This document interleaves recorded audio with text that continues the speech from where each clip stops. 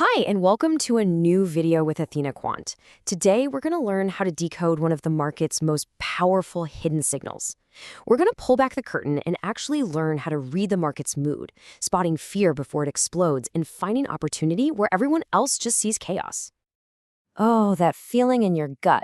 We have all been there. You put on a trade, everything looks good, the market seems calm, and then, bam, out of absolutely nowhere, the floor drops out.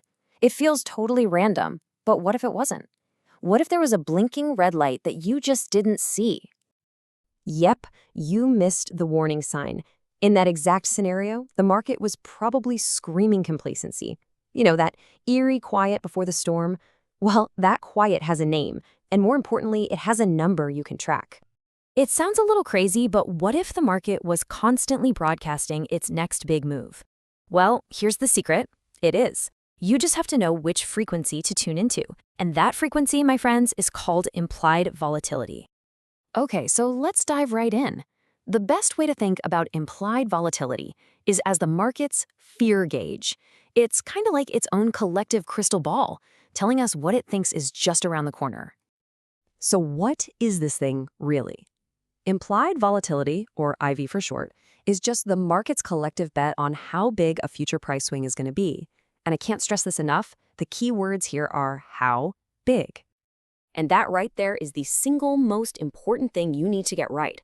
IV tells you about the magnitude of the move, not the direction. High IV means the market is bracing for a huge move, but that could be straight up or straight down. It's a measure of expected turbulence, not a prediction of which city the plane is going to land in.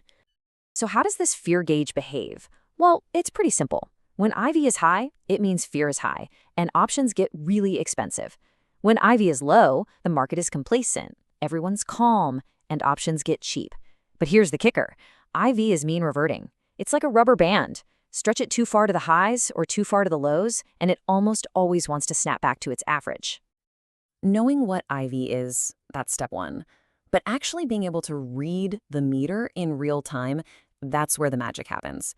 So let's get into the practical tools you can use to actually measure this stuff.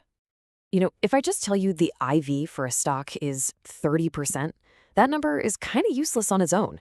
Is that high? Is it low? Who knows? To make any sense of it, we need context. We need to know if today's fear level is normal or totally off the charts. And we get that context from two main metrics, IV rank and IV percentile. Now, IV rank is fine. It just tells you where the current IV is compared to its 52-week high and low. But IV percentile? Oh, that's the one we really care about. It's way more powerful because it answers a much better question.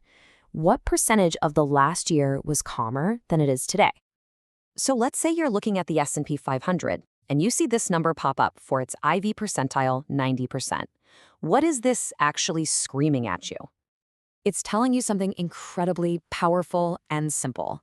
It means that for 90% of all the trading days over the last year, the market was less nervous than it is at this very moment.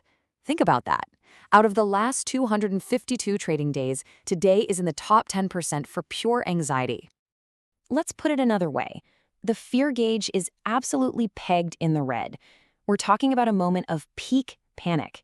This is the kind of reading you see during a full-blown crisis, and it is a massive signal that you need to pay attention. Okay, let's make this real with a quick look at Apple. Here we can see the current IV, and its high and low for the year. That gives us an IV rank of 52%, right in the middle. But the IV percentile is 68%. This tells us that things are a little more tense than usual, but it's not an extreme. It's not peak fear, it's not peak complacency, it's just in that normalish middle zone.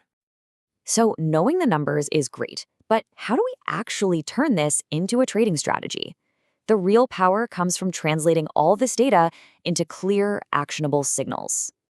The easiest way is to break IV percentile down into different regimes.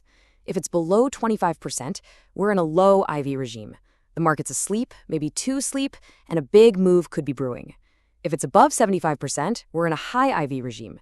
Fear is creeping in, and this is where contrarians start looking for bargains. And that special zone, above 90%, that's peak fear, and historically, that has been a powerful buy signal. Now, I know what you're thinking. Be greedy when others are fearful. Yeah, we've all heard the cliche.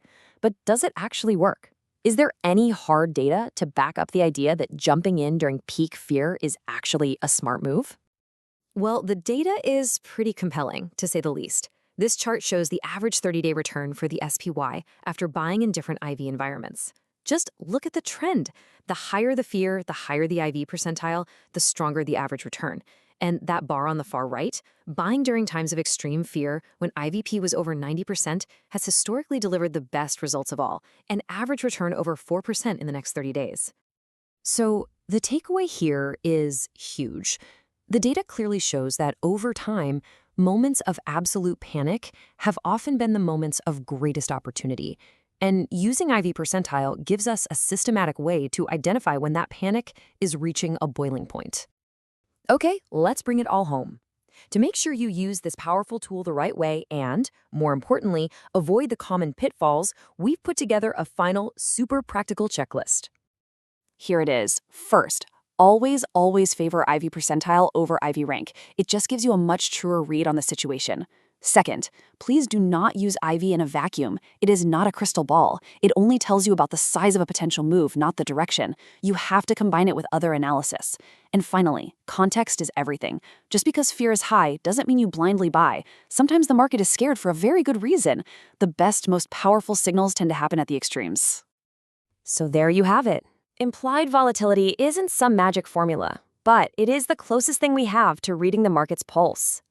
It's constantly broadcasting its fear, its greed, its complacency for anyone who knows how to listen.